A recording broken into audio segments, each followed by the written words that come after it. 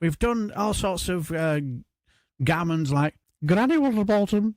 Yes, and we've had Evil Hester McVeigh. It's none of the above. This is going to be a difficult one. So, but when I saw it, I had to do this because I may not get the impression right, but the let's just say the article is so unhinged. Yes, our Carol Malone has opinions. Yes, Keir Starmer's crickets following the Chagos strike raises serious alarm bells, by Carol Malone. Now, I don't know how I'm going to do this impression. It will probably die on its arse, but the article is so unhinged and hilarious. I just could not resist. So, if this impression is so wide of the mark, please forgive me, but the article will more than make up for it because she is fucking nuts. She is bonkers. Everyone wants to know why Starmer didn't design to tell the nation that Iran had launched a long-run missile attack on Diego Garcia, British sovereign territory. Carol Deep Throat. But I'm not sure it works, really. So I will try and do my best Carol Malone impression, even though it will die on its arse. But the article is hilarious. Everyone wants to know why Starmer didn't deign to tell the nation that Iran had launched a long-range missile attack on Diego Garcia, British sovereign territory. Has anyone considered the possibility that he didn't even have a clue that it had happened and that he, along with the rest of us, learned about it from the Wall Street Journal? I'm not even joking. Thanks to the pathetic Labour government, Britain is nowhere near the top of its military game. Actually, scrap that. We don't even have a military game anymore. So nothing to do with 14 years of Tory rule and gruel then, Carol? Absolutely not. On top of that, we have a Prime Minister who has alienated both Israel and Israel, so why would they let him know what's going on? And just think what might happen now if Iran tries to hit Diego Garcia again and we ask the US for help. Well, the thing is, why would you want any help from America, with friendly fire, because like when America starts firing, everybody ducks, don't they? You can probably guess what Trump's reaction would be. A 2-word sentence that ends with the word off. I don't know what you mean by that, Carol. You sound a bit unhinged. But even when this government did find out about the attack, its immediate response was to hide it from the British people. And there are 2 reasons Starmer and co would have done that. First, because they really didn't have a clue what to do, and so were buying time to formulate some kind of response. And second, because they think we don't matter. This government has always treated the British people with disdain and disrespect. I think you're getting them mixed up with the Tory party, Carol. Like we're an irrelevance, so why would they tell us about something as important as an attack on British territory? Of course, they've got to have the picture of Keir with his hand over his mouth, looking as though he's out of his depth and doesn't know what he's talking about, or something with a little picture of Carol Malone looking smug and proud of herself because she sounds incredibly unhinged. But anyway, do continue, Carol. The attack on Diego Garcia was launched at 2 a.m. last Friday, but disgracefully it took the MOD until 10:30 a.m. on Saturday to finally admit that it had happened. And when asked why it had taken so long, the predictable response was that they couldn't give specific details about attacks because it would compromise our future safety. Sorry if the impression is as bad as a dog's dinner. I'm doing my best. Which is bullshit, for we don't have a response, so we're going to hide behind this old chestnut. Starmer's primary role as Prime Minister is to protect the security of this country and everything that threatens that the British people need to know about pronto. A government that tries to cover up this kind of danger doesn't have our best interests at heart, only its own. But what this cover-up screams aloud and clear is that it is this government's DNA to lie. For weeks, we've been told that Iran didn't have the capability to hit Britain, and now it turns out it may very well might have. Yet Starmer had ministers out all weekend saying it just wasn't possible. Calm down, Carol, calm down. No, we can't. It's Armageddon. It's Armageddon.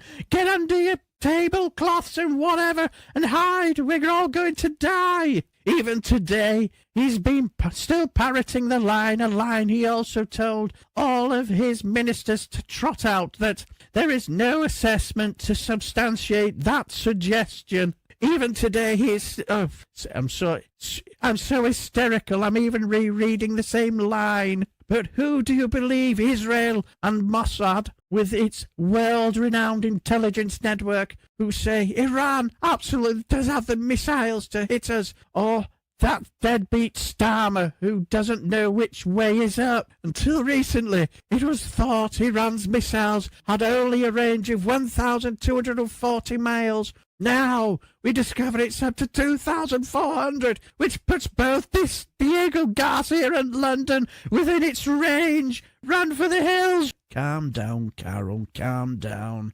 Yes, you're quite right. Quite right. Luckily, one of the Diego-bound missiles fell short of its target and the other was intercepted by the Americans. But what the hell are we going to do if it decides to launch a direct hit on the UK? Because even though Starmer insists this country can protect itself, I don't believe him. For once, our once great military might is now in the toilet. We have one operational warship, which is now in Cyprus. And unlike Israel, we don't have an iron dome to fend off incoming missiles, so we're sitting ducks. We have systems and defences in place that keep the United Kingdom safe, says Starmer. Nope, not buying it. And neither does Mark Almond. What, the former singer of Soft Cell? What's he got to do with defence? No, not him, you fucking idiot. Director of the Crisis Research Institute in Oxford. All right, sorry. He says the plain truth is there is next to nothing this country can do to prevent a multi-raid stage Iranian rocket from hitting us. We would depend on American missile systems stationed around Europe. But the problem with that is that Starmer has insulted, alienated and offended the one man who could authorize those systems to protect us. So think about it. Why wouldn't Iran hit us? Unlike the US and Israel, we can't hit back, and even if we could, wet wipes like Miliband and Cooper would talk Starmer out of it, just like they talked him out of letting Trump use our air bases. But make no mistake, Iran has us in its sights. Just last week, 2 Iranian spies were arrested trying to enter the Fastline nuclear submarine base in the River Clyde. Or on the River Clyde, should I say. Don't interrupt, DB. What does Starmer think they were doing there? Tickling trout?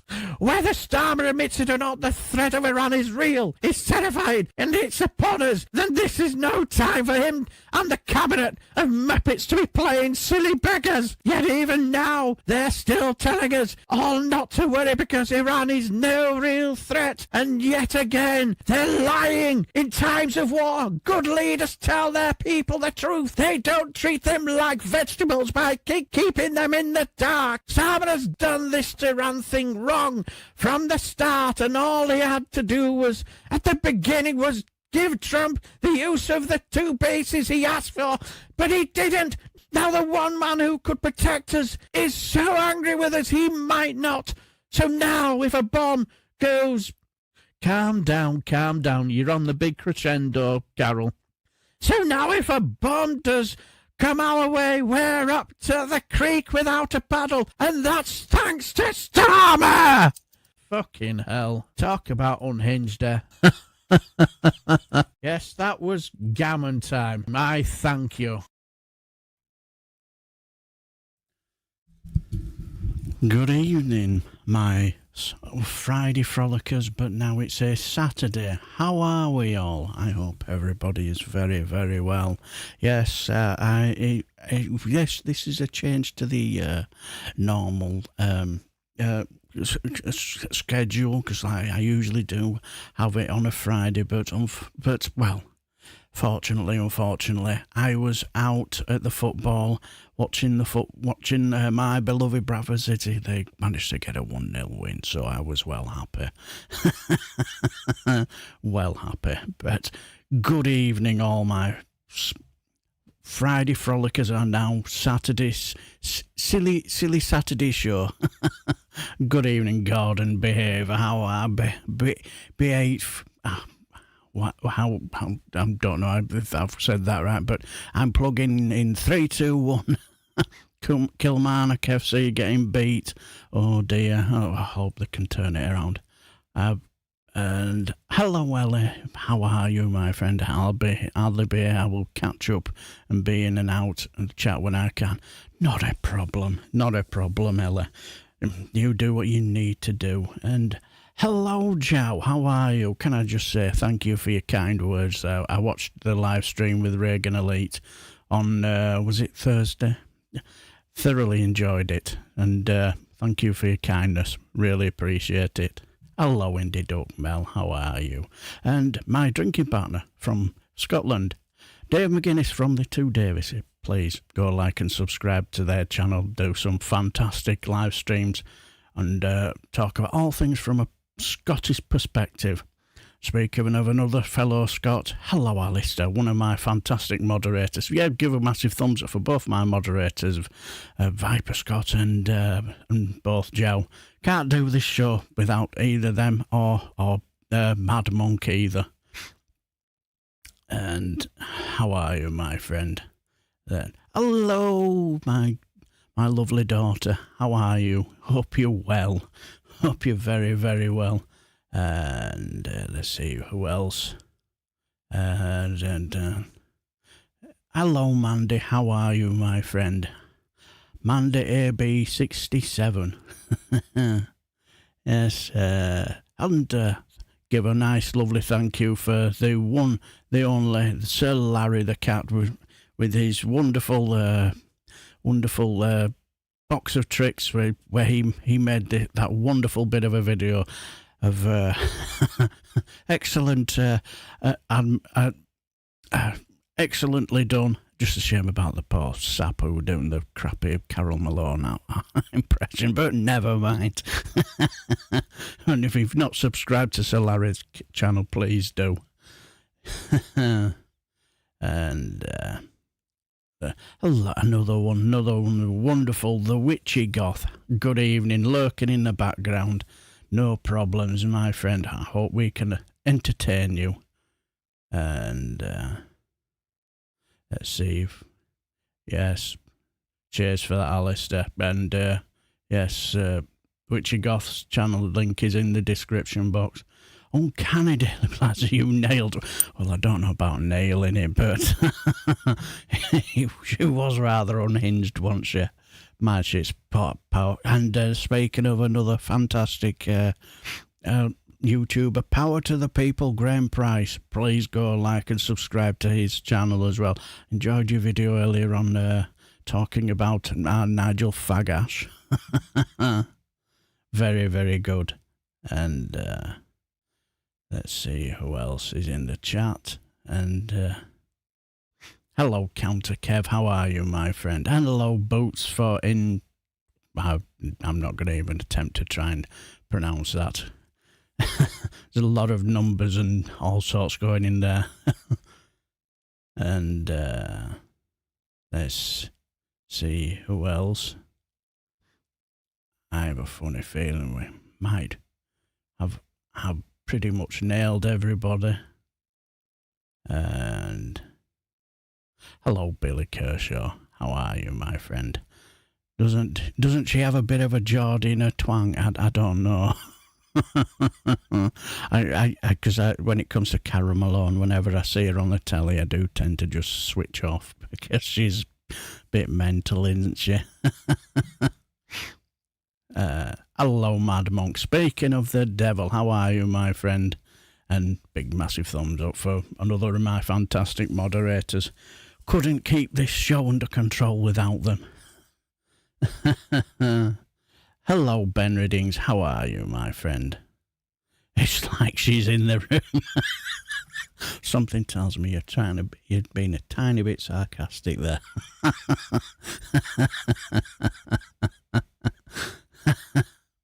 And hello, Phil Morris. How are you, my friend? Good to see you, my friend. Hope you're well.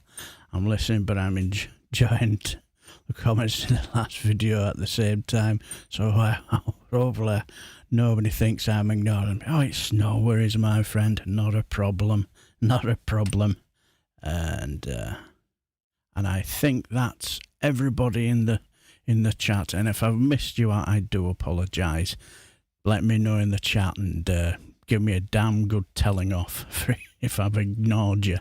I do apologise. But anyway, we all know why we're here, because let's be honest, as I said, I usually do this all on a Friday, but with the football on, it was just an impossibility. So in the end up, I thought, shall I do it on a Thursday or best on a Saturday? And I thought, well, I just decided, I'll do it on a Saturday, so then I can just chill out and not having to rush it all. So we're going to call it a silly Saturday show sort of thing, something different. Normal service will be resumed next week, and we all know what we do here.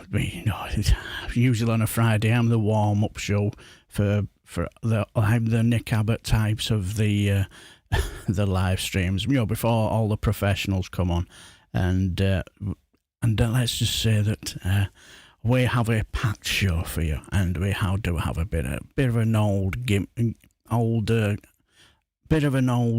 gammon article from an old friend of ours. Yes, get it over here, DB. Come on, get beat, and you ignoring me. Well, I did say hello at the start, Gordon. I'm sorry to hear that, my friend. Hopefully better results. Cheers for that, Alistair. Dave's channel link is in the chat.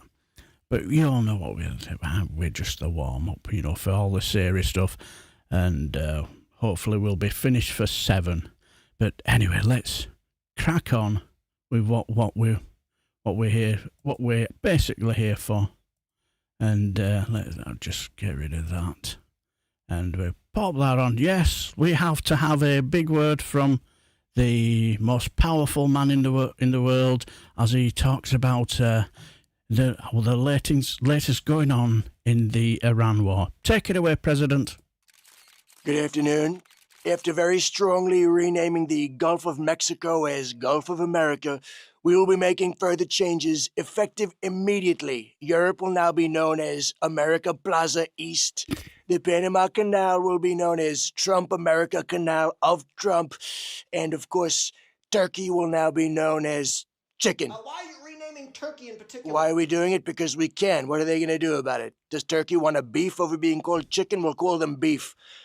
I don't think they will bother trying to argue with a complete lunatic like this man.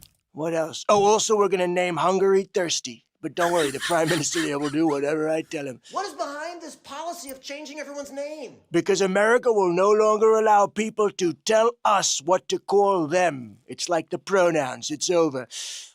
So what's that? Zelensky's on line 3? Put him on speaker. What else do you want? We're cutting off the aid immediately. Mr. Trump, we demand that you call our country Trump Crane. Trump Crane? Boy, I always thought of it more of a me crane than a Ukraine, but tell me more. Greater Trump crane. Greatest Trump crane. Deal! And we will also rename Donbass Donald Bass and retake from Russia. Deal! Deal! I love it. Sally, tell Pete Hegseth to give these Trump cranians whatever they want. Yes, masterful negotiations there from the Ukrainian president. Yes, we're going to call the Trump Ukraine. Yes, that's what they're going to be called from now on. Masterful. Yes, they're going to get everything that they want, and who says that our Donald Trump cannot negotiate? Can negotiate bad deals. Exactly, Joe. Don't be giving him ideas because for the simple reason, yes, he will take it seriously. That just might work exactly, and they don't well. Yes, spam bondage has been given El Boutio. Yes, she certainly has. She has. Jesus, why does Zelensky's puppet look like a crackhead? Hello, Tommy Lee Cadden. How are you, my friend? Hope you're well. Yes, why does he look like a crackhead? Just like watching the real thing. Exactly, Phil Morris. Exactly, yes. Latest Dead Enders drama bombshell drops in 2 weeks. Yeah, exactly. It's, as you can tell, it's going well for him, isn't it? Yes, it most certainly is. But then, let's just go with that. And let's just say, I found this quite interesting. Anybody hear about a Republican senator called Andy Barr? Yes. Well, he told a bit of a story, and let's just say, do you believe him? I was going through TSA the other day, Maria, and a patriotic, wonderful TSA supervisory officer stopped me, and she told me that she had missed her second paycheck. And I said, I'm so sorry. That's so wrong that you missed your second paycheck. And she said, why are you apologizing? You voted for my paycheck. You voted repeatedly. Republicans have voted repeatedly for a paycheck. It's the Democrats who need to apologize to me. Wow, so they know that. And she knew that, and she said, and I want you to tell the Democrats something else for those of us in TSA. We support ICE. ICE is our sister agency. We have the same mission. Our mission is Homeland Security. Tell them to do their job and not only fund our paychecks, but fund ICE. Well, that's a very nice story. Thank you for sharing that. And then I got on my unicorn and flew away. I was going through TSA the other day, Maria, and a patriotic, wonderful TSA. I forgot about that bit. Yes, then he went. He set off on his magical unicorn. Do you believe him? Thousands wouldn't. The delusions of these people. It's at a level of Jonestown's tragedy. Yeah, you're not wrong, Joe. You're not wrong. Do you think anybody believe that story actually? There's a story that actually happened. No. Was this the Gnome Archive TSI? Yes. That seems exactly so, Larry. I believe her. Fly away on that unicorn. Yes. Yes, so that was Andy Barr telling a story that quite possibly never happened. Yes, it never happened. That was April a Joy. That was funny. That was hilarious. But anyway, we're going to heading off to a serious incident that has happened over last week. You know, that could cause a bit of a chocolate shortage in over Easter time. So we're going to head off to our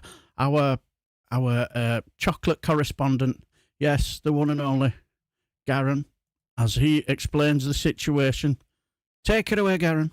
12 tons of KitKats have been stolen. That's over 400,000 KitKats. Fuck you, Nestle. I don't even feel sorry for you. They're saying this might cause an Easter KitKat shortage, so you can tell your grandkids you lived through the oil and KitKat shortage of 2026. The thieves are still at large and presumed to be becoming larger. I wouldn't worry about them stealing anything else though. They are fueled up to have a break, have a KitKat for quite some time. That was such a shit joke. We all know that the real Easter chocolate thieves are big fucking chocolate. You've been stealing chocolate from our Easter eggs for fucking years, ye cunts. This is your comeuppance. The picture of the egg on the box is twice the size of the fucking egg. 496 grams. There's nothing fucking XL about that. The Easter eggs aren't even fucking egg-shaped anymore. What's that? Some sort of a rhombus, parallelogram looking cunt. That's what you get now. Follow me. I'm delicious. Yes, follow him because he's delicious. Yes, that is the yes, the story of 12 tons of KitKats have been stolen. So clearly somebody is having quite a massive break while having his KitKat. And yes, it is a shit joke. This was an inside job. Those evil geniuses at Nestle. Exactly. Does that mean that there is a KitKat black market now? It very much could be, Tommy Lee. Yes, I thought he preferred a finger of fudge. Now. Steady away. Yeah, he is. He's very, very funny.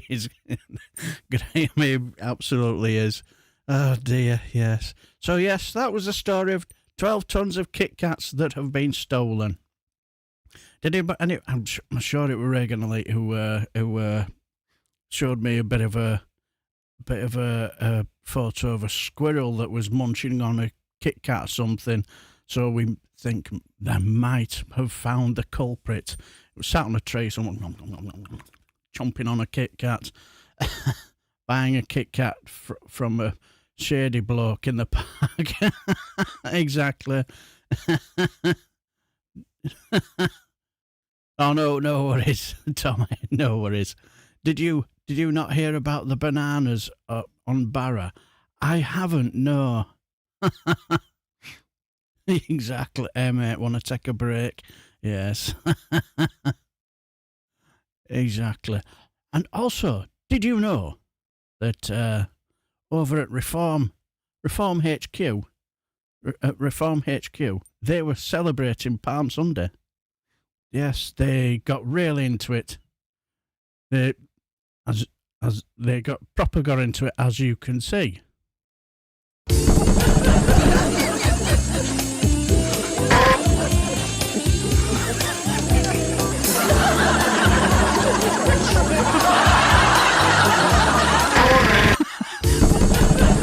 Yes, so no, I will not have anybody say that our Nigel Farage does not have a religious bone in his body. They were proper getting down and into it. Palm Sunday. Please detain an individual today. He claimed to be just fat, but he had in his possession 700 bars of KitKats. Take a break. Have a quick crap. Exactly. Going to meet your deal. What? I said McCat, not KitKat. So yes, they're down at or should I say Retreat UK headquarters. They were celebrating Palm Arthur Clap Farage. Yes, so they were celebrating Palm Sunday. Yes. Good evening, Chrissy. How are you, my friend? Good to see you. Hope you're very, very well. Yes. So that was, and then we have the news story of the local story of a woman pinching a goat's barrel, and let's just say that he didn't take it didn't take it very well, and he was going to have none of it. Oh, you out here in my barrel, man? Yeah, I don't know. You better get on somewhere. Yeah, you got to get my barrel like that, man. How dare you pinch your barrel? Yeah, man, no, don't break this up. Never get between a goat and its barrel. Hey, I want you to marvel and reflect on your actions. Yes, you should marvel and reflect on their actions. Man, look at your friend over there on the jump. Never get between a goat and its barrel. That tree ain't gonna save you. That tree ain't gonna save you. You shouldn't have been up in my barrel. Hey, man, let me go, Carlos. Let go of my chain, Carlos. She need to know she don't need to be up in my barrel like that. You feel me? Oh, you out here in my barrel, man? Yes. Yes. Oops. Not what I had in mind there, but yeah, we'll get there.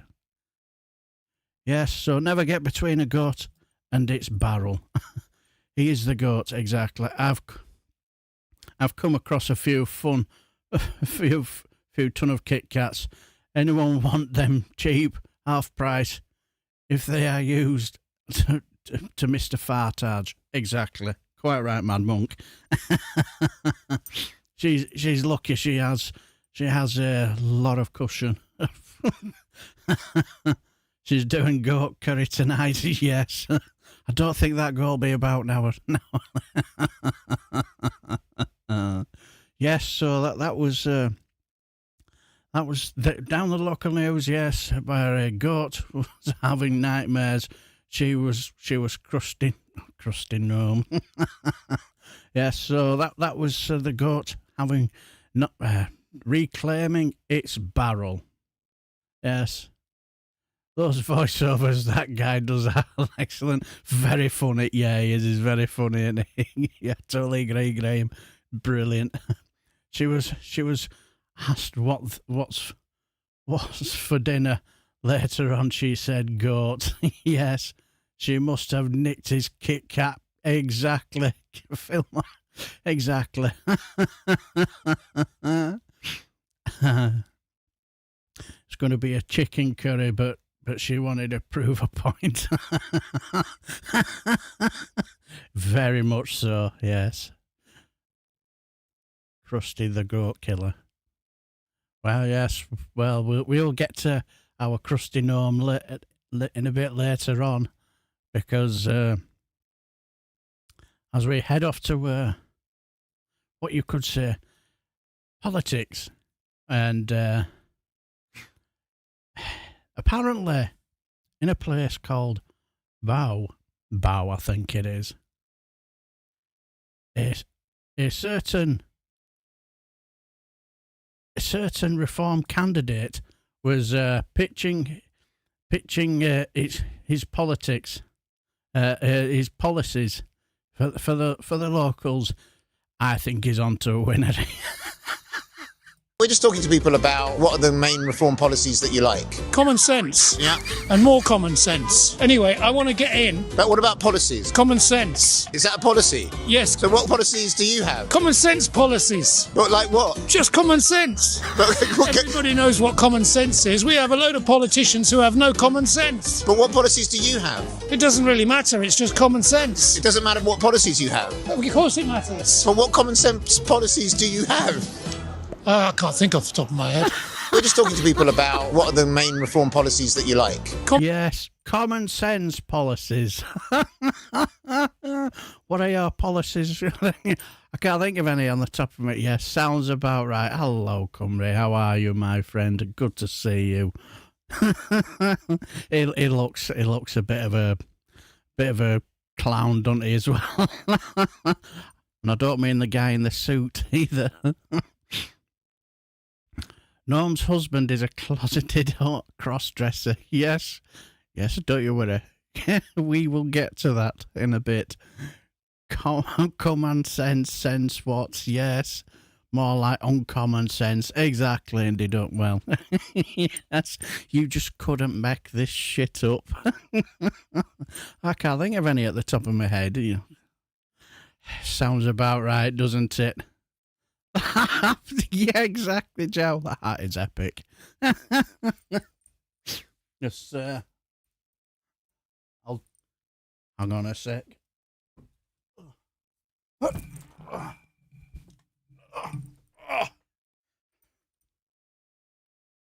There. How's about that? Yes, I'm now doing my impression of the candidate for Reform UK candidate for Bow. Common sense policies. Common sense. Yes, can you see the likeness? I do look like him now. Yes, do you think it suits me? Yes, me and him would get on like an house on fire, wouldn't we?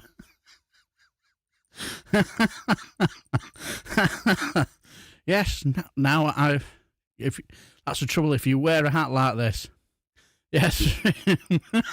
Cornets. Yes, exactly. Yes, so let's just say that now if you wear a hat like this, that's what happens. You suddenly start making common sense policies like I can't think of any at the top of my head. It's exactly, Mandy. It is. It's like he's in the room. Common sense is what he's lacking in the stupid, so well done England. We have to put up with your stupidity. Exactly. Gets down with the street. Yeah. I don't know what signs to do, but yeah, whatever, you know. I better take it off before I start asking for a 10-minute interview with Nigel Farage or something. If it is common sense, would it be sense if it is common, or common if it is sense? Exactly. So, yes, that was the Reform candidate in Bow. He's on to a winner and he's bound to win it, isn't he? Surely. But anyway, oops. Let's get on with the show. You sound like you've been pinching my honey. Yes. Speaking of, but now head off to more serious stuff now, because now we have serious press conference now as we head off to hear about the latest goings on in the US-Iran war. Yes, we have Mr. Keg's Breath here, and our Friday Frolic or Silly Saturday show reporter managed to get a question to and put it to our Minister of War, Mr. Keg's Breath.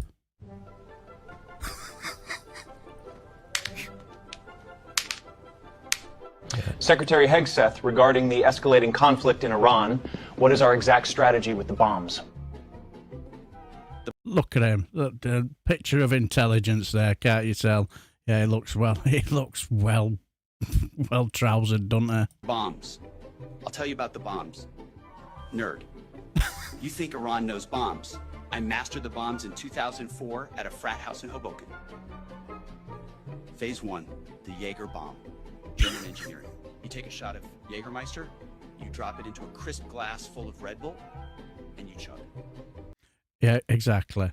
That's, yes. Never get between Mr. Keg's Breath and his Jaeger bombs. Total, immediate devastation of your central nervous system.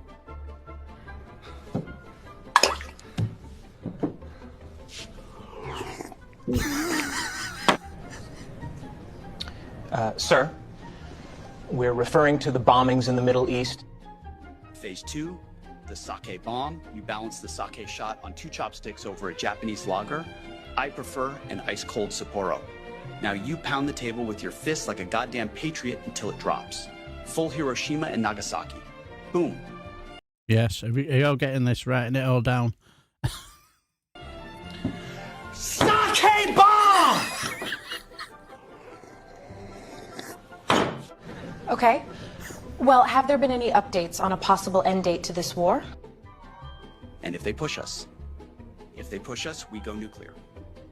Phase 3, the Irish car bomb. Bailey's. Drop straight into a pint of Guinness. You have to chug it before the cream curdles. It is a race against time and your own gag reflex. Every last drop, you bozos.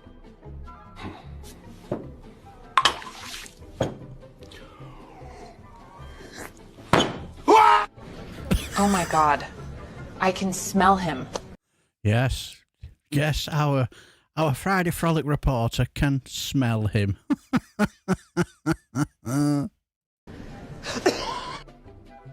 You media elites, weak, pathetic nerds, you can't handle these bombs? Now who's got a lighter? I'm doing a flaming Dr. Pepper. Dipping on some scissors, dipping on some dipping on some scissors, dipping on some dipping on some scissors, dipping on some dipping on some scissors, dipping on some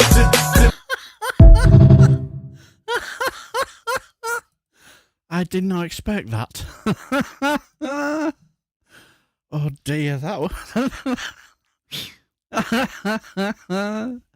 Yes. Oh dear. Oh, it just made me chuckle. Tinfoil at DB, yes, exactly. Needs ton more hair gel. He certainly does. Chug, yeah. Those sick ones are the bombs, yes. Fucking hell, that's a Jaeger cluster bomb. This guy is hardcore. He most certainly is.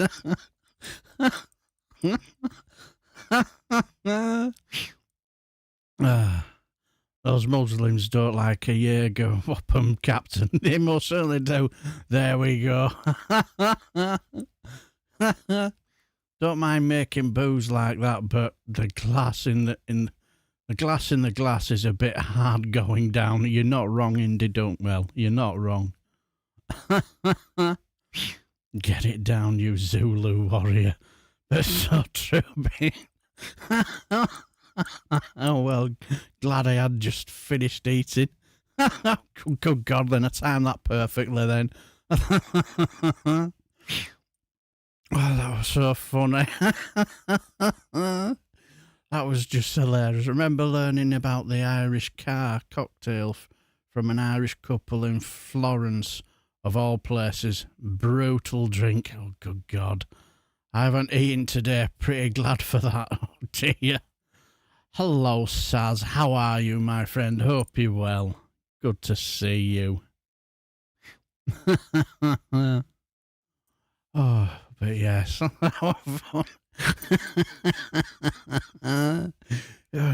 That dancer at the end, it would just...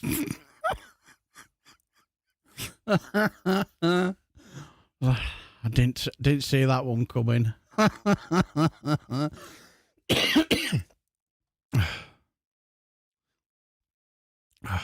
But the Irish car cocktail, I've never heard that one, but that sounds it does sound quite brutal, I'll give it that. Oh dear. So, but like let's head off. Yes. Remember last week where we did a bit of where let's be honest, Iran, when it comes to social media, they're just basically trolling Trump about the war. They absolutely trolling them, and this one was no exception.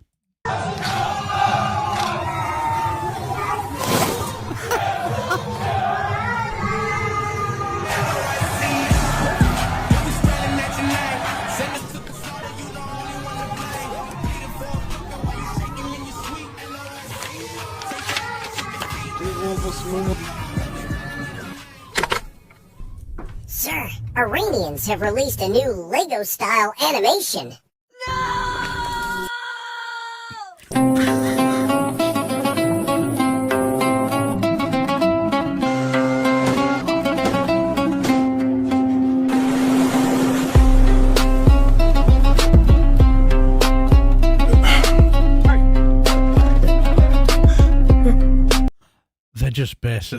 basically trolling him, aren't they?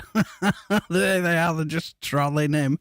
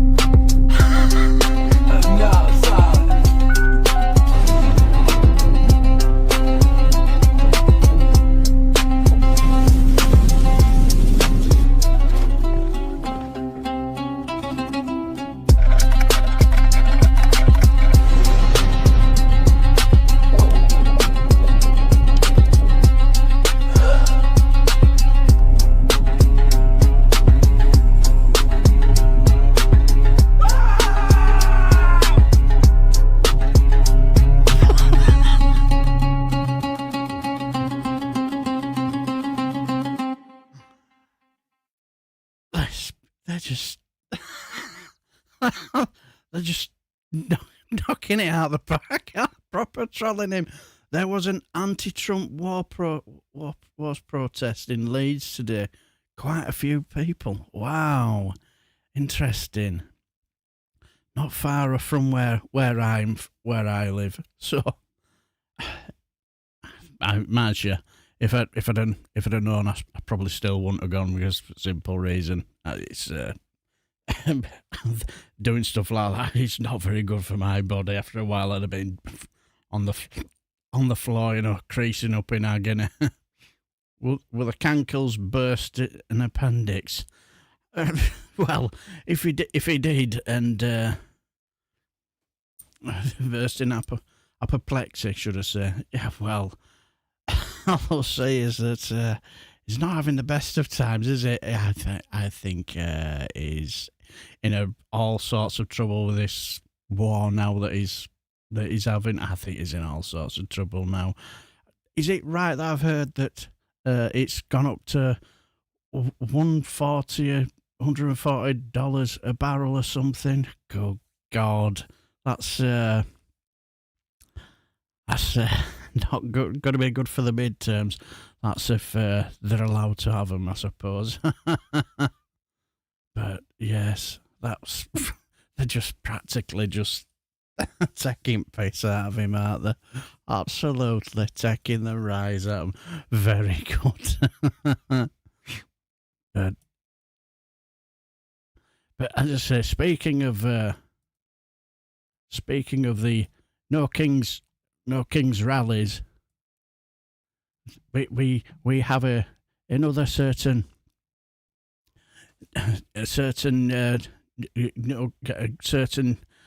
person who decided to wrote a bit of a poem. Yes, it's poetry time. Yes, we're going all what's the word? We're going up market, you could say. Yes, from the one, the only.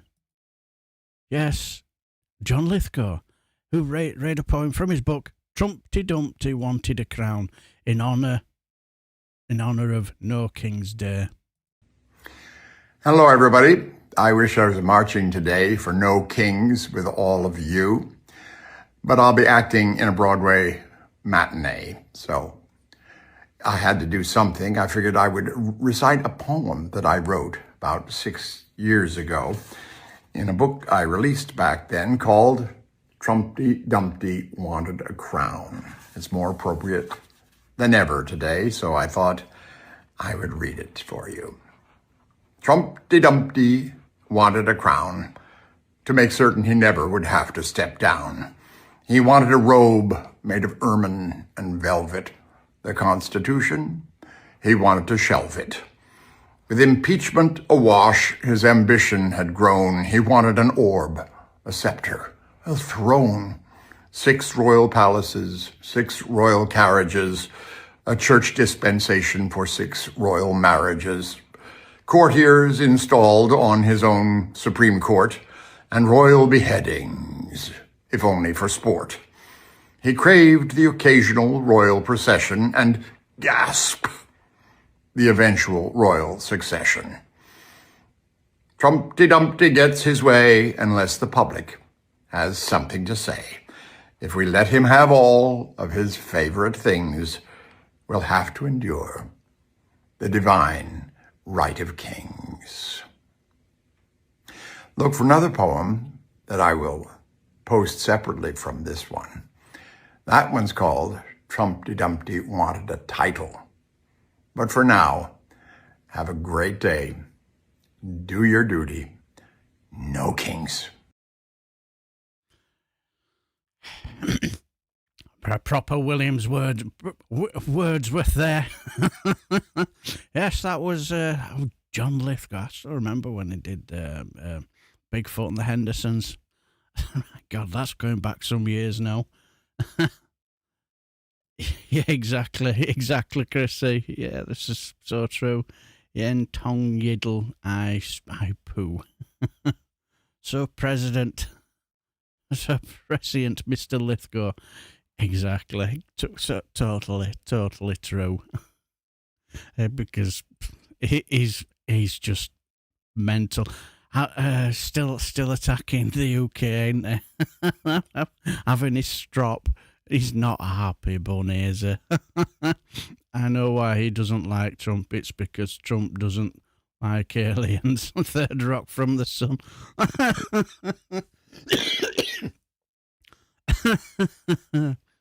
Oh, my Storm Dave hitting Scotland. Is it? Our wind's just got big. Oh, dear. Well, it's quite quiet here. So, but no doubt we'll probably get some of it later on. Hey, wait a minute. I thought Lithgow was a Trump fan. No, clearly not, Tommy. No, he doesn't. And judging by that, poem, I think that basically proves he's not it. I still remember when he did so that interview of I'm trying to think of that guy. He was a bit right walk. He's got that white mustache. He were in what you call it, Trump's first term. He's a bit of a workhorse. A war hawk, you could say. Can't think of his name now. He did an impression of him. He was doing it with Stephen Colbert. That's it. And every time the camera was panning back to him, his moustache was getting bigger and bigger and bigger. I can't think of his name now. Oh, it's going to bug me now. I'll look it up later on. But yeah, I did a brilliant impression of it. I think it was something to do with Ukraine or something. And talking and camera kept panning back to John Lithgow and his tash were getting bigger and bigger and bigger. Just funny. I could have sworn I heard it from Graham Hughes or someone like that. I never looked into it. Ah, right, yeah. John Bolton, that's it, Tommy. Cheers for that. Yeah, John Bolton. He did a brilliant impression of him. That was just so funny. His tash just kept getting bigger and bigger until it was just out here and massive. Sorry. And tomorrow should be fun. Yeah, exactly. Yes, it's as I say, I were under the impression we were going to get it either today, but it's been quite mild down here in Bradford, so I think it is worse than last week. Oh dear. I hit the top of Jordan. I'm at the top of Lanark. Can hear the wind just pick up. What big gust right now. Gee. Yeah. Yeah, well, it's evening meal time, so it's Saturday, so curry and chow mein. I'm going with a curry, homemade. I will be listening in while cooking. Yum, yum. Hello, Hassan Hussein. How are you, my friend? Good to see you. I hope you're very, very well. Yeah, well, you enjoy your lovely meal, Mad Monk. Not a problem. So, still see you giving the King's royal opposition hard time on Twitter, giving it both barrels, and quite right too. Yeah, so it's basically chow mein on a horse neck. Very nice. Last Saturday, getting back to hotel was a challenge. The gusts push forward, roll back, curse, repeat. Oh, good God, I can imagine. And I'm just wondering whether we'll possibly get it during the night. Who knows? Exactly, Hassan. Exactly. Someone's got to do it. Yes. From what I've heard, she's finally admitted that Trumpy Wumpy's war is not a good idea. It's a bit late for that now, isn't it? When you've been hawking for it for the last few weeks to now saying, "No, it's probably not a good idea." So anyway, but that was John Lithgow's excellent poem. Trumpy Dumpy wanted a crown. But anyway, let's head off. Let's head off to one of the news stories that is hitting the headlines for all the wrong reasons. Yes, remember we know that not long ago, before gun-toting Kirsty Noem had her marching orders by a Trumpy Dumpy. Well, she's in the headlines again for all the wrong reasons. Let's kick things off with Kristi Noem, former Secretary of Homeland Security, and the inciting incident in All Dogs Go to Heaven. She's had a bad time recently. She lost her job. We found out about her affair and how it happened on a taxpayer-funded plane. She really needs to just lay low and stay out of the headlines. Sorry, what's that? Former Homeland Security Chief Kristi Noem is said to be stunned by reports that her husband may be leading a cross-dressing double life. According to the Daily Mail, Noem's 56-year-old husband, Brian, is a secret cross-dresser who wears gigantic... God. Couldn't he have found anything bigger? Fake boobs and wears pink hot pants while he chats online with fetish models who have gigantic breasts.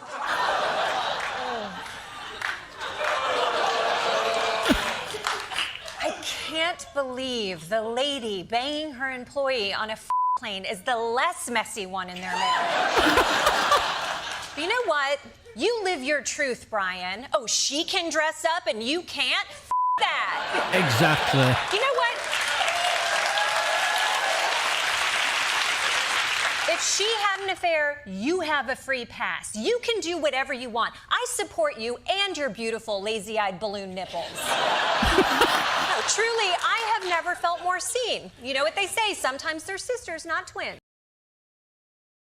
Exactly. Yes, if she can have affairs on a fuck plane, then he can definitely, without a shadow of a doubt, go out and dress up as well. Those dress a lopsided. Well, yeah, exactly. Good God, you have to be bog-eyed to look at both of them at the same time, won't you? One's down there, one's up there. A general note, this was a soft fruit centre for Scotland, a brilliant wee video called All Coals of Colburn. It's on YouTube, worth looking up. Then think bleaching, think breaching. There are some things I would be very comfortable not knowing. This is one of them. Yes. Well, you know, if you're into the world of political satire, you know, you're never going to miss an opportunity like this, are you? That you can imagine. How did the social media satirists treat this? Oh, they all went all in. Let's just say, or beaching, should I say? Let's just say that they all went. They all sort of like went head first into it. Of course, they won the only out the fantastic Maggie Reed. She never missed an opportunity to take the piss out of our Kirsty Nome and take it away. Get boogieing.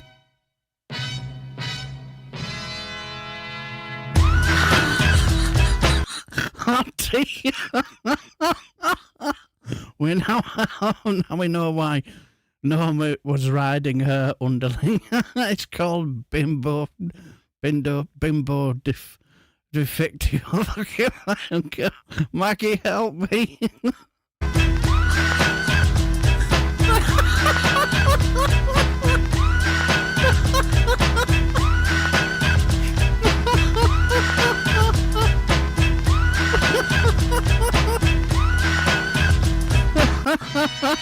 Yes, she couldn't resist, could she?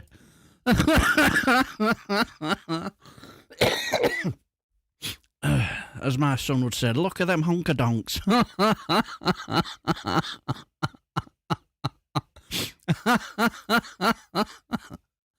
Oh, let's just say they've been properly, you could say,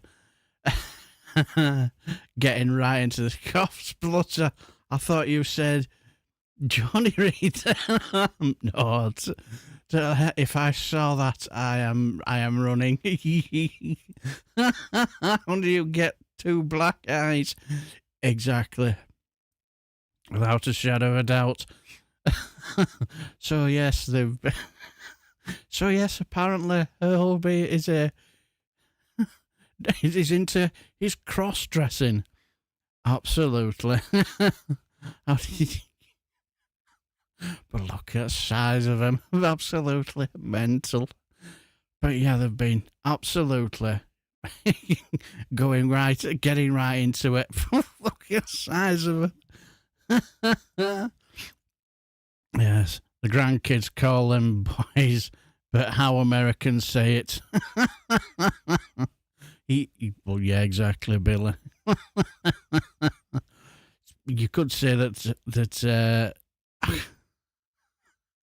yeah, she fits. More and more you think about it, she fits right into this administration because they're all fucking mental out there. I'm reminded of the song "Do Your Tits Hang Low." Oh dear. Yes, so they've been absolutely giving it well and truly large. And yes, boys.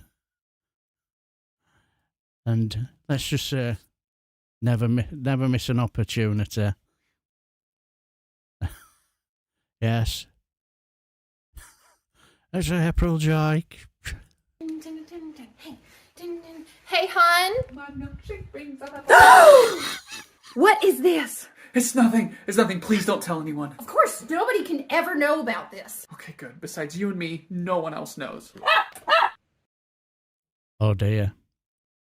You know what's happening? He's seen too much. Yes. Poor dog's going to get it now. Seen too much. Thanks for the mammary. Yes. His milkshakes bring all the boys to the yard. It's not our fault at a certain age. We have two bra sizes, one with one on and one without. Right? Odin's beard, poor doggo. Yes. Yeah, the dog got it. Yeah, seen too much. But just when you look at this administration, you think, hey, they can't get it. Can't get any lower, and they find ways, don't they? Find ways to absolutely embarrass themselves. Absolutely mental.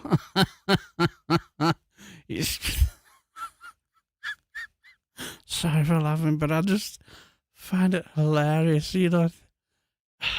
Good God.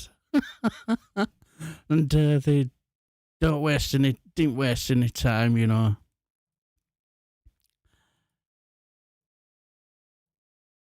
And, you know, they didn't waste any time. And, like, there's... Just remember, she used to do Caroline Levitt, and she's moved on to, you could say, our Kirsty Nome. Honey, I'm home.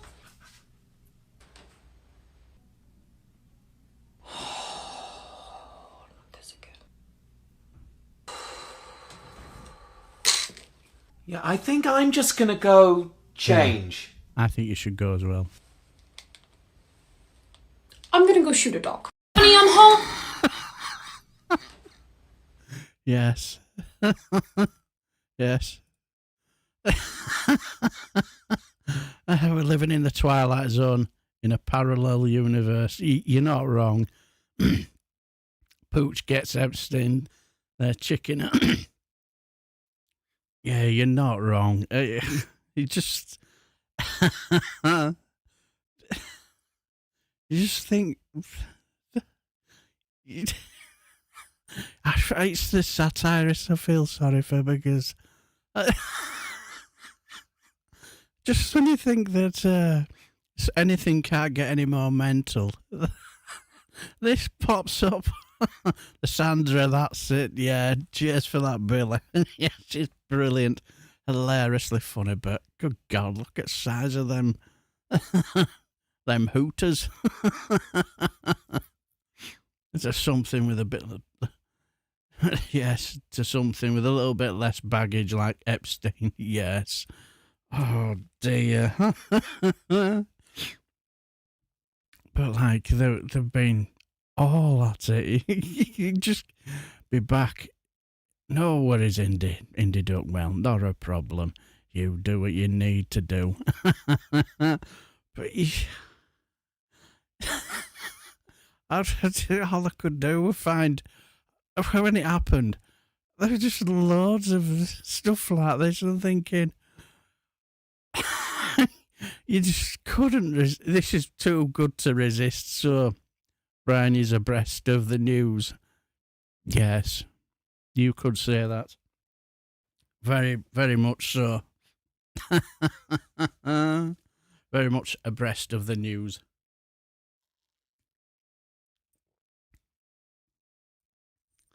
Don't get many of those to the pound. You're not wrong, Sir Larry. Good God.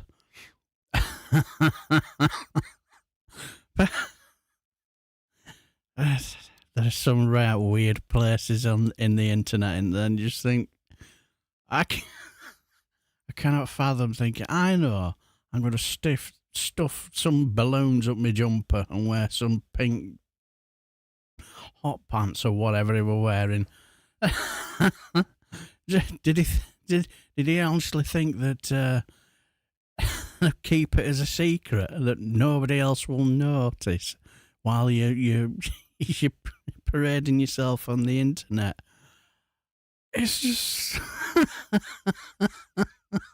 I bet he never leaves the room. I bet he never leaves his house now. I bet an embarrassment, because I bet he can't go anywhere without people pissing themselves laughing. It kind of reminds me of that little bit of, remember, I can't remember which police academy, where Lieutenant Harris got his head stuck up with that poor horse's jackser, and comes back in a hair in a bit rather strange, funny part in his, and he says to Mahoney, "You told no one." not a soul. And they're doing, watching them along, as they stood to attention, all of them with a stupid grins on the face as they trying to...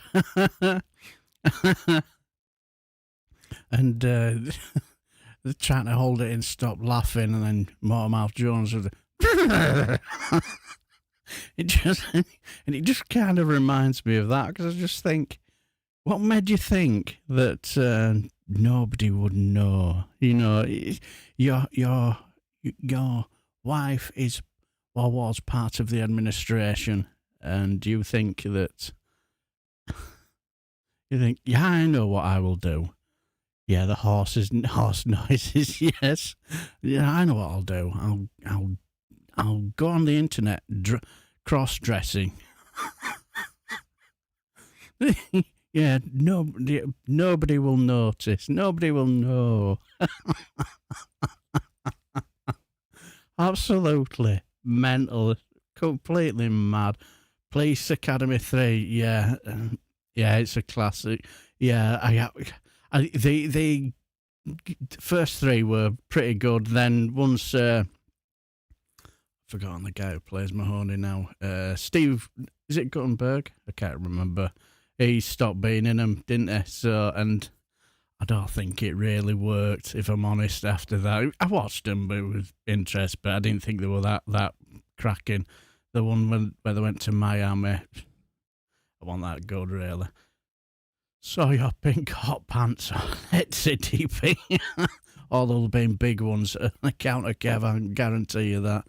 Getting Buffalo Bill from Silence of the Lambs vibe from this. Goodbye, dog. I mean horses, yes. Yeah, police squad, yes. Yes, my son, a couple of Christmases ago, he got me the full... Well, there are about 6 or 12 episodes. I think there were only 6 episodes they made, didn't they? And they scrapped it because it was just too ahead of its time, wasn't it? And it he got me the box set for Christmas. So anyway, I put it on and I said, yeah, I'm gonna watch it for fits and giggles, because he'd been watching the films. And he was in hysterics laughing. He was in hysterics laughing at the the quick jokes, like cigarette. Yeah, it is. Yeah. Hello, Sarah Davis. How are you, my friend? Hope you're very, very well. Yes, and I Big Al, Al's got some at the side of your mouth, no, the other side, and then you see this banana the size of a Bentley just flop onto the table. There he's been eating. His arch enemy is a drawing pin. Yeah, exactly. Totally agree. But yes, and but they've all been at it. They have. Look at them hot pants. Brian, you have the fullest hooteries humanly possible, they said. I'm telling you, man, they love you. Yeah, they do. Yeah, they do. There's an excuse. Yeah. Are you fucking serious, Brian? I was fired and now this bullshit? You are ruining me! Oh, shit. I didn't see you, Christy. It's not what it looks like. It's just a protective vest. I swear. Yes, it's just a protective vest. Honest. I believe him as well. Can't you tell? Honestly, I believe him as well. It's his protective vest.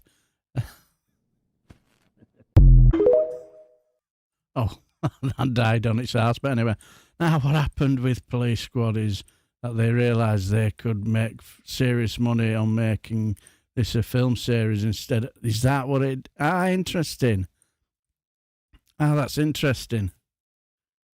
Because, I know that... Did they start in the late 70s with the Police Squad series? But yeah, it was so funny. I always remember... I watched... I'm trying to think of that film he did where it's, taking Mickey out of that Harrison Ford film, where I forgot the name of the film where he's,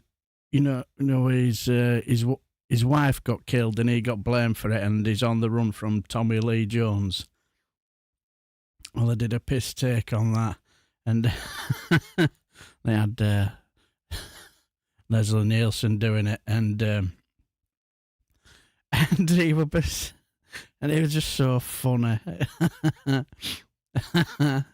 He's just the master of slapstick comedy, and he thought Christie was in a body a protective vest to keep gnome off him. Yes, don't call me Shirley. Exactly. Can't remember when that film Airplane, was mass hysteria on the airplane. Everything's going tits up, and then this woman with just the boobs out just goes in front of the camera, then runs off. That just popped into me. Cost an arm and a leg to make that movie. Yeah, I can imagine. Yeah, Police Squad came out at a time when TV series didn't come out on VHS, and yes, on syndication didn't pay too much. Yeah, I picked the wrong time to stop sniffing. Yeah. Yeah. Yeah, because I do remember it. Donald Trump is like the team who Leslie Nielsen. Yeah. But I can imagine Leslie Nielsen as president. He won't make as many fuck-ups as Trump would. No chance. So remember that burning building where it's all blowing up and move along. Nothing to see here. As the whole building is just basically collapsing behind him. But oh yes, that was the piss take they were taking out of Kirsten. She cannot show her face anywhere. I bet she cannot go anywhere without. She's going to be absolutely, totally, and utterly embarrassed, isn't she? But right, let's see if I can get this going. Yes. Let's see if this works. Now, this is a bit of an old one. This is a bit of an old one because it's simple reason. I usually do the gammon time, but I was looking around for articles, to take the piss. Be it our Carol Malone, yeah, or our Mr. Charisma himself, John Deadwood, and people like that. Well, let's see if we can see if we found it. Yes, we found it. But here we have a bit of an old article. Just going to see if I can get it all organised. As you can tell with this show, let's just say it's all done very professional. As you can tell, as you can see, all very professionally done. Nothing's ever done in the last minute. Obviously, this was all set up. Honest. Yes. But I sort of went searching. I thought, right, see if I can find any old ones. And I certainly did. And let's just say I found an old article about the one, yes, the one and the only Aaron Widdicombe, yes, our Granny Waddlebottom. Let's see it. Yes, where she talks about her time as on Big Brother, and let's just say it goes.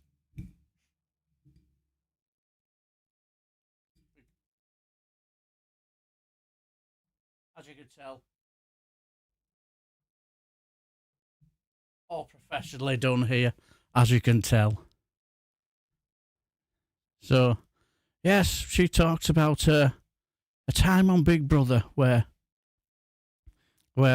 I was celeb Big Brothers. get the voice going, as you can tell.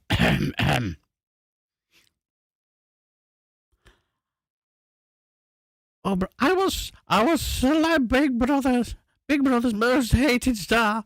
How bosses push you to brink with ruthless rules and do not give special treatment. And Widdicombe reveals the show even nearly got a whole new name during her series. Yes, look at her. She looks well happy there, doesn't she? Yes. She looks ready to scare some kids there, doesn't she? Such. Cover your ears, Graham. Granny's back. Yes, exactly. John Deadwood, you Agra, John Hardwood. Yes, so she looks ready to pounce on somebody. Doesn't she? She looks well scared. Yes. And it goes on about Anne Widdicombe kicked up quite the storm during her time on Celebrity Big Brother, but confesses she only agreed to go on it because she'd never watched it. And the former Tory MP and now a YouTube stalker for Graham Price was a shock announcement to the House's lineup for the show's 21st series back in 2018. Look at that face of happiness. Can you see her on her date? That face, that picture on the dating site. Yes. Happy soul with a good sense of humour. She looks well happy there, doesn't she? Yes. Jeez, don't say her name again. She'll appear. I mean, is Anne Widdicombe really a celebrity? Well, yeah, you could say that. But no, not really. But despite many predicting that Anne, who was 70 at the time, would be among the first to be evicted, she finished as runner-up with nearly 40% of the vote. Her time on the show was jam-packed with controversy, clashing with eventual winner drag queen Courtney Act. Courtney Act, that's quite a good play of word, actually. Over her anti-LGBT voting history. Yes, I can imagine them till have got on her like a house on fire, won't they? She also locked horns with India Willoughby on the issue of gay marriage, which saw Anne get slammed by many viewers who branded her the series hated villain. Now, in an exclusive interview with The Sun, Anne reveals what life was really like on set, with strict rules that pushed tensions to the max. She goes, "You've got nothing. You're not allowed books. You're not allowed to do puzzles. You're not allowed to have a pencil and paper," she said. "I vividly remember on one occasion, one of my housemates did a noughts and crosses in some condensation on the window and was told to wipe it off. You had to purely survive on interaction with each other. Now, that's fine if you're not doing it for a day, but when you're doing it for a month, that's when all the tension starts."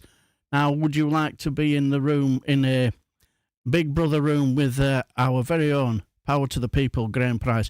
Oh, yes, I would spend eternity with my hunky Graham Price. Yes, because he makes my dentures dance, you know. Please, too much information, Granny. Too much, please. Please stop it. But anyway. Sleeping arrangements were also strictly controlled, with no one allowed to sleep until all the housemates are in bed.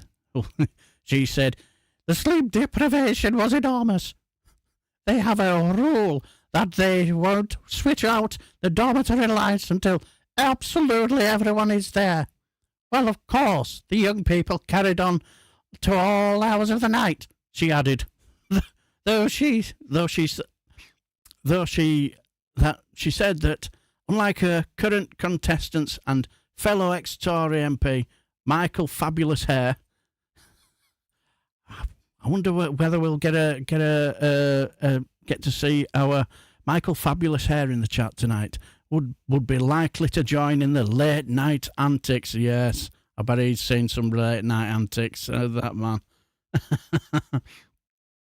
Several times I got out of bed and switched off the lights, and they just switched them on again.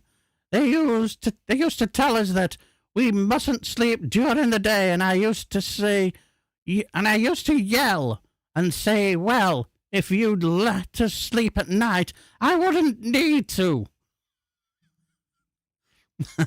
The ruthless rules. While she knew she was set to be filmed 24/7, the lengths the producers went to achieve this still proved shocking. The sheer number of the sheer number of cameras surprised me. They were absolutely everywhere. Well, that's a good reason for me to never be on Beeb. Quite right, Graham. I would give it a wide berth as well. Just make sure you find out who the contestants are before. If one of them's Anne Widdecombe, definitely give it a wide berth. It's our Granny Waddlebottom. Even when you were sleeping at night, you had to have your microphone on the table beside you. So if you snore, the microphone will pick it up. But the degree of surveillance was lost on some of the other contestants, including Rachel Johnson, with whom Anne would go on to have a fiery clash over house chores. Good God. Great, mate. Can you imagine the conversation between them two? Good God. She said, Rachel had a habit of saying, look, they won't share this bit, and then say something. And, well, of course, what did they do? As a former Tory politician in the 70s and now Graham Price stalker, it was given that there'd be some differences in attitudes between herself and her other housemates. Fortunately, she was still able to find an ally in Amanda Barry, who was 82 when she went on the show. They were largely very sensible people when I was doing it, but there were still a certain amount of snowflakery around, she said, adding, which, of course, Amanda and I, in our generation, had no time at all for it. We're the generation that had to get on with it. I didn't do snowflakeriness and endless hugging and all that sort of stuff. Not my scene at all. I actually said at one point to Malika, have you noticed how much people talk about themselves? And she said constantly, it somewhat irritated me, but that's part of Big Brother, like you're doing here in some article. Shut up, DB, and don't be so impertinent. And we have old dodgy syrup. Yes, we've just mentioned you in an article, granny farts as well as snores and the rattles of those dentures, Miss Blasé, but I've still got a fabulous plumage. You most certainly do, dodgy syrup. But it was the moment when the housemates received letters from their families a few weeks into their confinement that really riled Anne up.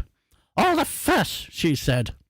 They were in that house for a couple of weeks, 3 weeks max, but you would think that they had been separated from their families for 3 years. In my day, the kids in the dormitory at school used to see their parents once a year in the summer holidays. What, you got summer holidays, Anne? Why, were you rather privileged? We were lucky to get a broken yo-yo. Shut up, DB. Anne herself, however, knew that the producers had asked her her niece to write a letter, and was terrified she'd be subjected to the same fuss about how much she was missed. I was dreading it, she said. But she got it absolutely right, she added. She said, Shane Lynch is in the house with you. Please, will you get me some tickets for Boyzone? Yes. Sod you, Granny. Don't really care. Can you get me some Boyzone tickets? Clearly, niece has got her priorities right, hasn't she? Fans of the show are often under the impression that everyone is in the same boat and treated equally by producers. But this isn't actually the case, and some stars will, in fact, get special treatment as long as producers are keen enough to get you on the show. Only yesterday it was revealed that Mickey Rourke demanded the house be modified to include a gym designed to his strict specifications before he went in. And Anne's red lines, however, weren't quite so workout based. She said, I laid down several things. First of all, I wasn't going to share a bed. Only if it was my gorgeous Graham from Power to the People, of course. He makes my dentures dance, you know. I mean, forget it. Absolutely not. Secondly, modesty. I said modesty. It's important to me, and I'm not going to be in a situation where there's any immodesty. I wouldn't have done it without those guarantees. I was the same on Strictly Come Dancing. I insisted on knee-length leggings and matched every single dress I wore. The show's big no-no, however, was contact with the outside world. But even here, the rules could be bent, and Anne herself needed to get her vaccination for an upcoming cruise, so under the watchful eye of a producer, briefly met with a doctor without exchanging a word. She was also committed to writing her newspaper column every week. Good God. And so would be taken aside to the closet and handed a laptop by the show's team that lacked internet access and could only be used for typing. For all I knew, the Duke of Edinburgh could have died, she said. Yeah, isn't she a bundle of laughs, isn't she? Negotiating with producers ain't the only thing in common between Anne and Mickey, however. Like Anne, the actor has already sparked controversy earlier on in his case due to comments made towards fellow contestant Jojo Siwa. I have no idea who that is, till I watch Big Brother much. They were widely criticised as homophobic. I was the one with the traditional views and made it clear that I thought on what I thought, Anne said, reflecting on the backlash she faced.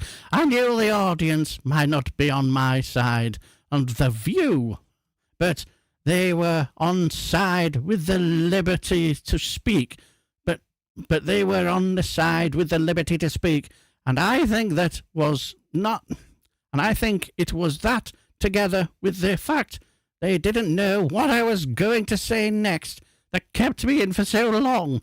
So what advice does she give for Mickey and anyone else who might land themselves in hot water this season? She said, I'd been a politician, so I was used to it. But the fact is that whatever you say in the House, you've got to remember it's going to be broadcasted to millions. It's like... Fucking hell, Granny, you're still going. It's like talking with your friends in the pub, or even just going on social media. It's like it's going to millions. Therefore, you need to be ready to answer what you say. And her advice to the housemates in general: don't bother trying to hide the real you, because it'll show itself one way or the other. She said. Yeah, you're not wrong. For one day, you just have to be yourself. They're going to find out anyway. You cannot sustain an act day and night, waking and sleeping, doing tasks and socializing. You're not going to be able to sustain it to a whole month, a persona that isn't yours. So if you're a grumpy old woman, you just be a grumpy old woman from day one, because you're going to become that eventually anyway. She also added that it was only thanks to the show's theme that year, celebrating 100 years of women's suffrage. I nearly said women's suffering then. Fucking idiot. Of women's suffrage, that she ended up agreeing to go on, revealing that there were even talks of renaming it to Big Sister. Hello, Sheffield Steve. How are you, my friend? And we have the legend in the chat as well. We have our Granny Waddlebottom. If I were you, Graham, run. There will be no sleeping if I had my hunky, handsome Scouse lad, Graham, for the night. Yes, I'm not going to ask what you'd have in mind. I've always said the reason why I did Big Brother on Strictly was terribly simple.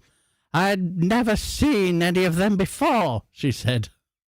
And if I had, I probably would never have done them. And that was gammon time. I thank you. Fucking hell, Granny. That was some. That was quite the article. Oh dear! I know you wouldn't get me for a minute, let alone a night. Oh yes, she made Prankhurst so proud. Emily Prankhurst so proud. Yeah, exactly. Graham, come into my lady cotton.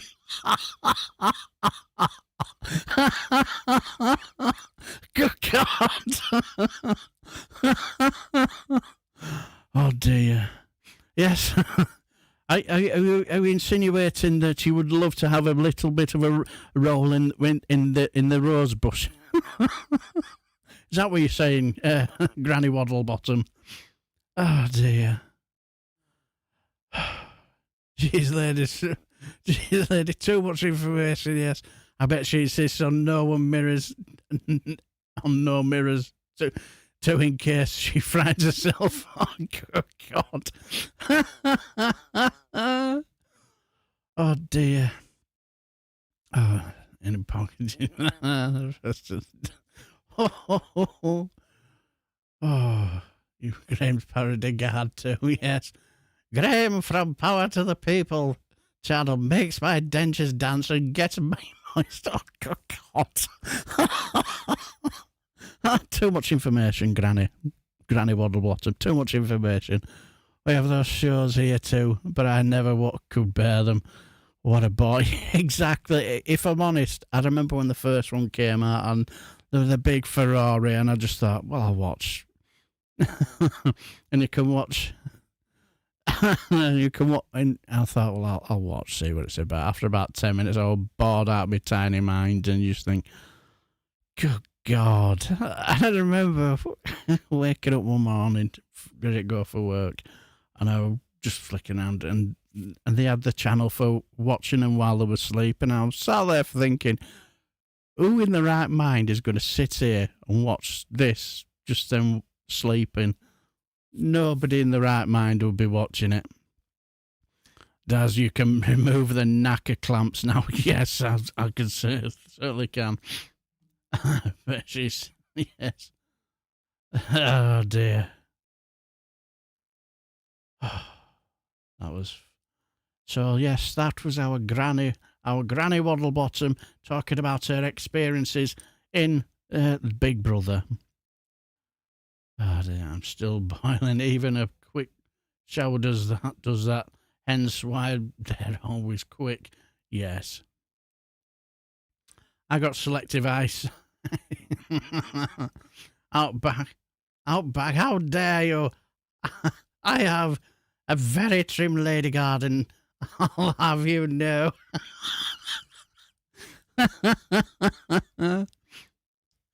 Oh dear.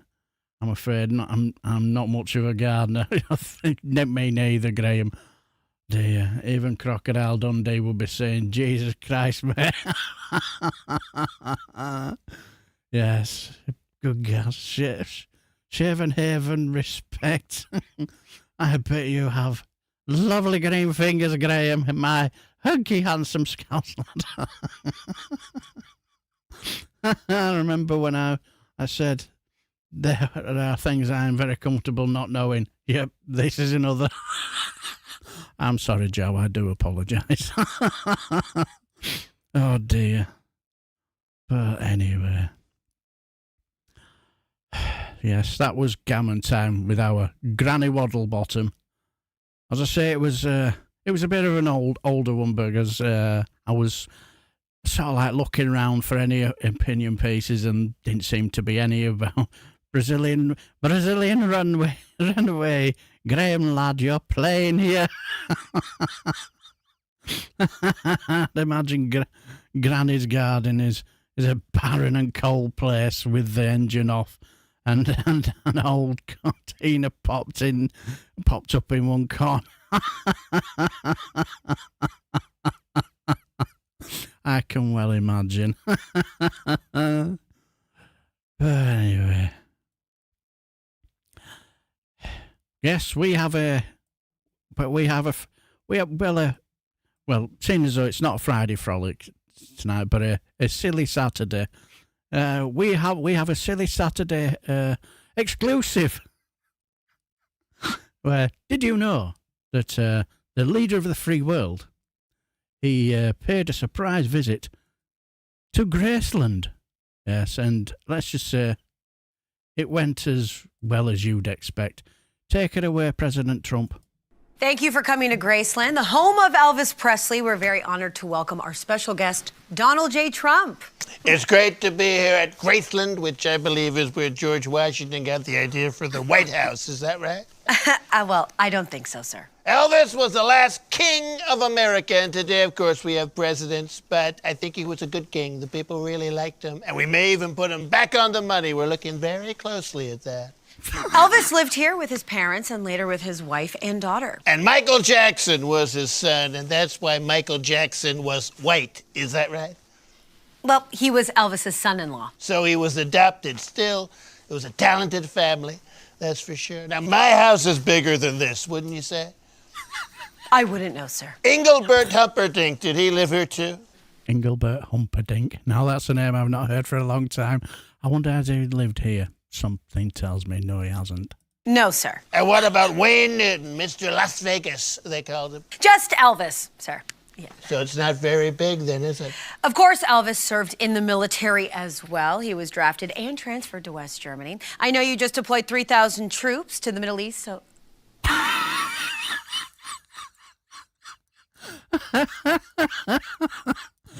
Look at Steve. He looks a bonny so-and-so with that on.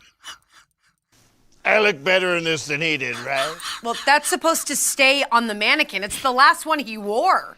It fits very well. He was very skinny when he died, wasn't he? Skinny Elvis, they called him. Are you an Elvis fan, Mr. President? No, I'm just hiding in here because people keep asking me about Iran, so I ran into Graceland.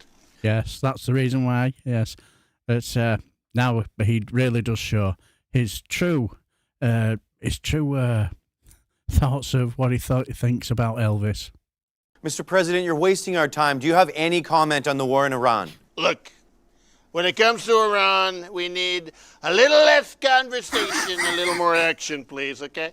We need to trust these people. We can't go on together with suspicious minds. And if I could speak to the Ayatollah, I'd tell him, I would say you're the devil in disguise. I really would. But if he wants peace, it's now or never. I'm all shook up, but that's all right, Mama.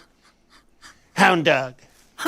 Mr. President, are you just reading the titles of the gold records on the wall?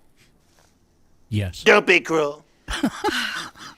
Well, Elvis died on the toilet. Would you like to use it before you go? The king's throne. I'd love to. Mr. President. Mr. President, come back. Just one comment on Iran, please. Yes. So yes, he went to visit Graceland to hide away from the Iran war that he keeps getting asked about. Yes, isn't me or does this impersonator kind of look like Putin doing an impression of Trump? You could very much have a point there. Yes, yes. You found my old Cortina. I thought that had been lost for eternity, Graham. My hunky, handsome Scouse lad. Did you find any Rolex while you were there?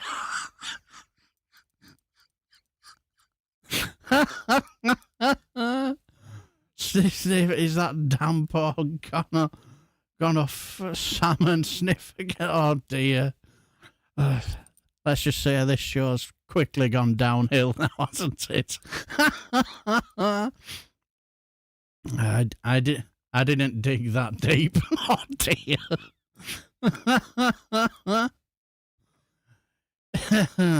Yes. Yeah, it does. I never noticed it before. Yeah, it does. You can always find Putin's fingers up Trump's ass. Yes. Oh dear. Elvis' diet before he passed away was crazy. Yes. Were it banana burgers or something or whatever that he were eating? I can't quite remember. Bacon banana sandwich. Ah, yeah. I knew it was something to do with bananas. Is that? I'm not right sure what it was. I'm fucking annoyed with losing feelings in fingers. Oh dear. That doesn't sound too cracking, Indy Duck. Well, I hope it's nothing too serious. But I can blame typos. Yeah, you certainly can. You blame away. But yes, that was our Trumpy Wumpy going to Graceland to hide from the Iran war. My God. Where does the time go? It's nearly 7 o'clock. My God. You always say time flies when you're having fun. It's probably one of my favourite times of the week. I only started doing this just for a bit of a pitter-patter a bit, and I'd just continue it because I just have so much fun. But anyway, speaking of the Iran war, we have Friday Frolic, or a Silly Saturday exclusive, where we get our great some rare footage of how the war is going on in the Middle East. And let's just say it's not a you made me shudder there. Oh, I do apologise, Indy Duck. Well, Crunchy tomorrow, Crunchy Tommy. Yes, where not for the weak stomach is this. So viewers' discretion is advised. Take it away.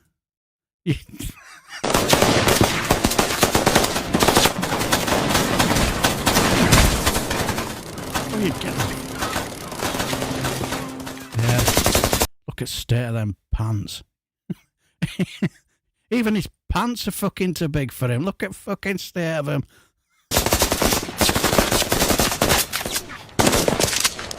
Help! We need backup! You can do it, baby! Okay, that's enough! Yes.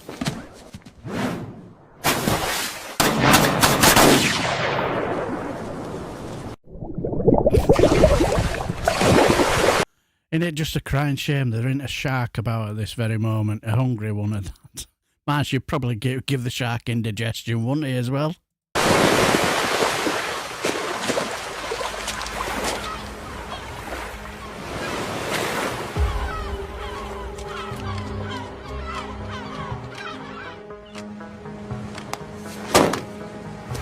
You got 10 seconds! Believe me, you don't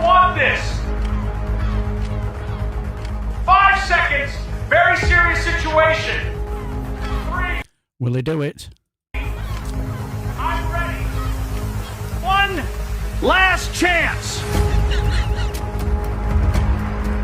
You know what? Forget it. Let's do this the smart way. We talk. That's the smartest thing I've ever heard you say. How do you think this negotiation goes? Okay. Let's make a deal. That's a good point. I'll take it. Best negotiation I had today. Why does the Ayatollah laugh like me? If you close your eyes, you'd mistake us for being motley, wouldn't you? Yes. Yes, so negotiations went very, very well. Yes. As you can see, the negotiations went well. As the Iranian leader got an anti-tank rifle. Taco coming up. Poor Sharks DB. Yeah, exactly. Ouch, my bone spurs. Yes, exactly. Actually, if he wants to put boots on the ground, he can always send his youngest, Baron. I'm sure he'd be a willing participant. Risk his life for his king and country, you could say. Trump is a hero in his own mind. Exactly, Joe. He is a hero in his own mind.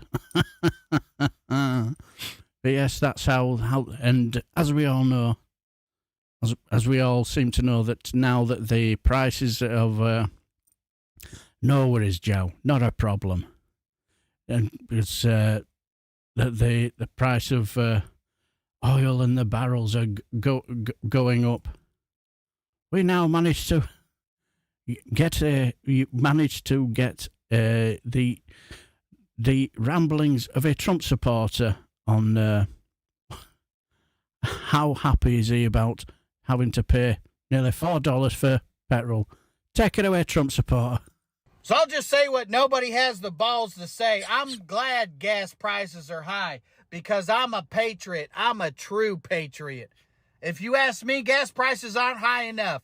It should cost $17.76 a gallon, or at least $9.11 a gallon. And I'd say that as somebody who drives a plus-size truck. I put a couple bags of mulch in the back of this thing every 2 to 3 years. I need this truck. How else will people know I'm an alpha if I don't have this truck? How else will they know that I've read the first 3 words of the Constitution if I don't put it on the back window? I'm very true. Yes, how are they going to know he's an alpha male? a patriot. I voted for all this.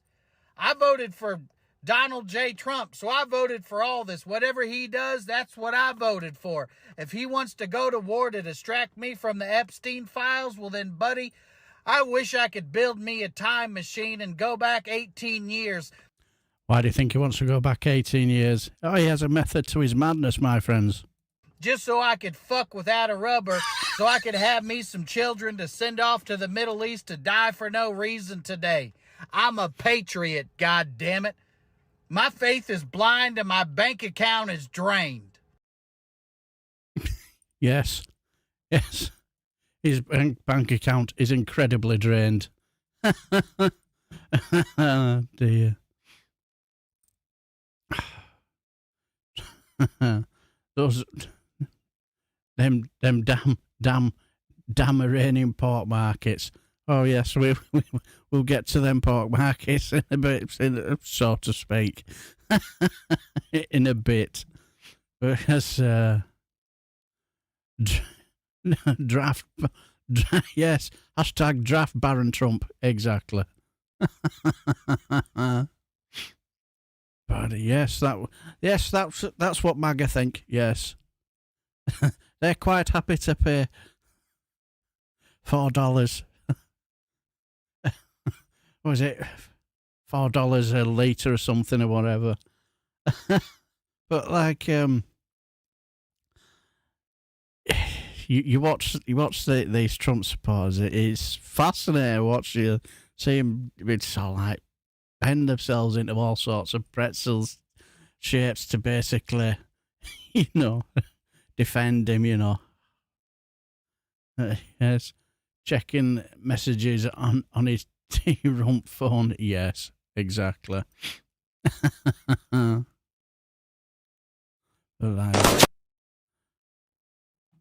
yes, speaking of you know, the pork markets, as you say, let's just say that the one and only who spoke about pork markets, she basically had to, because has had to, you know, you could say, clear some misinformation that she spoke about.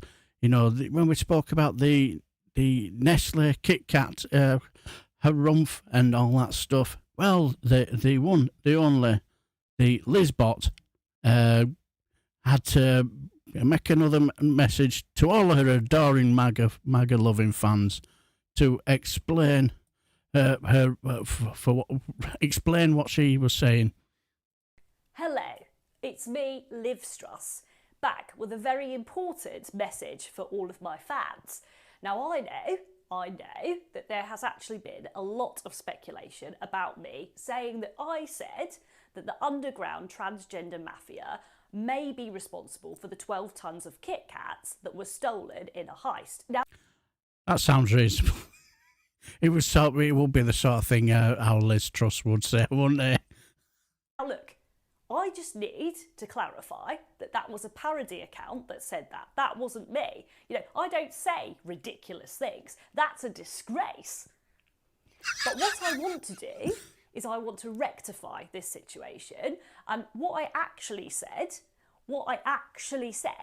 was that the underground transgender mafia are most definitely responsible for the 12 tons of KitKats that were stolen in a heist. You know, that is true. There's no if or may about it. It's absolute truth. You know, it's factual. The facts are in the KitKat. Don't trust anyone who eats them. They disguise themselves as chocolate, but underneath they're actually wafers. Pointless, weak, and woke. Woke to the core. Of course, the transgender mafia will be all over them. Makes sense. Look, I know the truth. Just ask good old Livy Lou. And don't even get me started on a Scotch egg. Anyway, take a break and don't eat a KitKat. That grin is brilliant.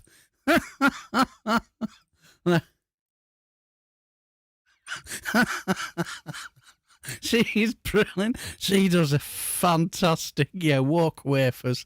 Exactly, Liz is described in a horticulture section of of the dictionary. I heard Gordon Brown was quite fond of Kit Kats. Did he have an alibi when the theft happened? Yes, that may be a very good point. Maybe this is a man they need to have a chat with.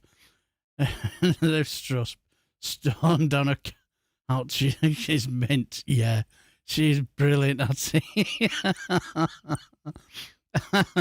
Are you heading off, my dear friend Cumry? No, and no worries, my friend. Thanks for stopping by, and have a lovely rest of your evening, and have a fantastic weekend as well. So, not a problem. Anyway, we will be soon heading out as selves anyway. So, but we will. But before we go, before we head out, we cannot, we mustn't, at least leave without showing the most fantastic, most wonderful clip that's made it this week. You know, truly, there is a God. There is out there, and this is absolutely brilliant. The Kit Kat Mafia, ha ha ha, walkie away, yes. And are you leaving us as well, Indy Duckmel? No worries.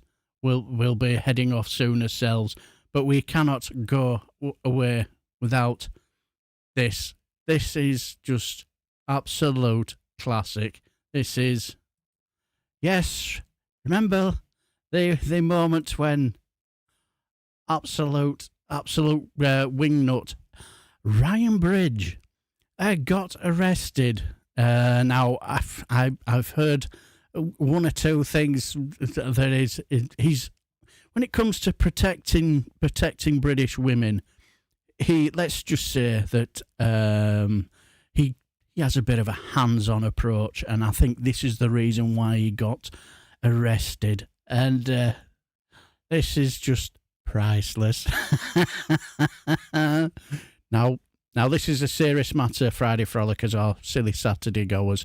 So, no laughing in the chat, please. Honest, this is a sensible show, as you well know. Stop resisting. No, resisting. Nice. You can record. Do not touch me. Come on. That's all he was doing. He was trying to get the leg out. All he was doing. That's all he's doing. JJ, turn the phone round. Turn the phone round. No, JJ. You've got the phone the wrong way. Had your instructions. Mate, well, I'm going to carry on. Stop, turn. Guys, come on. Stop. What are you doing? Stop. No one's resisting up. What are you doing this for? Stop resisting. Why are you doing this? What are you doing this for? He ain't done nothing wrong. What have I done wrong? What for? No, what for? Absolutely. Stop pushing me. Stop pushing me. Stop pushing me.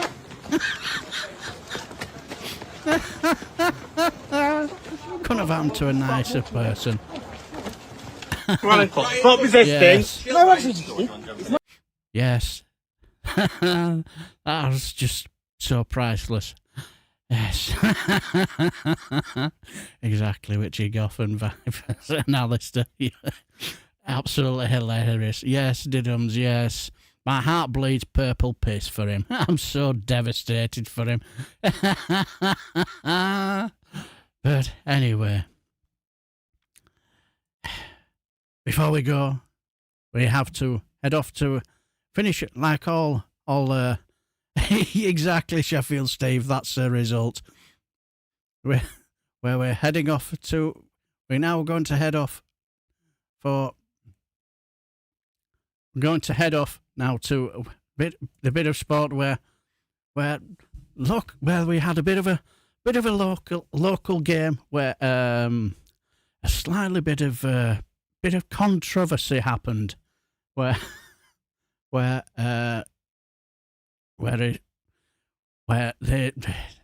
this happened. Yes, where there was a bit of afters, and the referee had a certain trouble trying to book the player.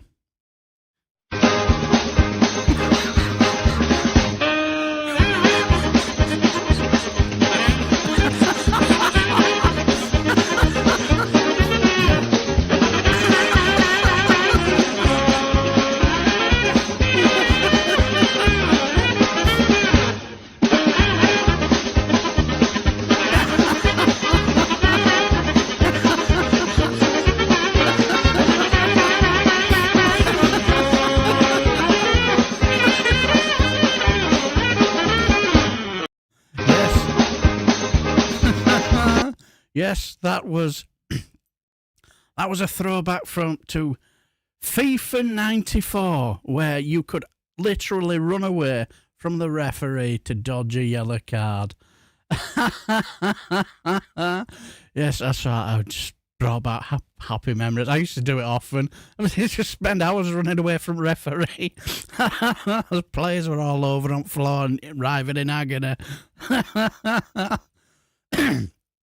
Yes. So, yes, that was the local sports news. Anyway, I'll say it's 7:04, and I'll say thank you for stopping by. We've had a couple of hours of fun frolics, and I've hopefully I've put at least you've got a smile on your face and made the last couple of hours enjoyable at the very least. So I will just see you out, and normal time will be resumed. And because like in May, but I will say May the 11th for 4 days I will be in Scotland up in Falkirk. So for 4 days, so I'm planning on maybe doing a live stream the day before we go. I'm glad you enjoyed it, Witchy Goth. Again, please go like and subscribe to the brilliant Witchy Goth. She does some brilliant videos and live streams. You know, the professionals, not like this idiot here. Exactly. Cheers for that, Joe. And if you're not doing it for me, do it for my fantastic moderators. They do fantastic work for me. Can't do it with the prison scene from Reacher season 1. That's the reform mob. Can't fight their way out of. Sabuti or anyone. Yeah, exactly. But anyway, I'll just see you out and have a lovely week. And thanks for stopping by and making the last couple of hours for me incredibly fun. And take care, my friends, and I shall wave you out.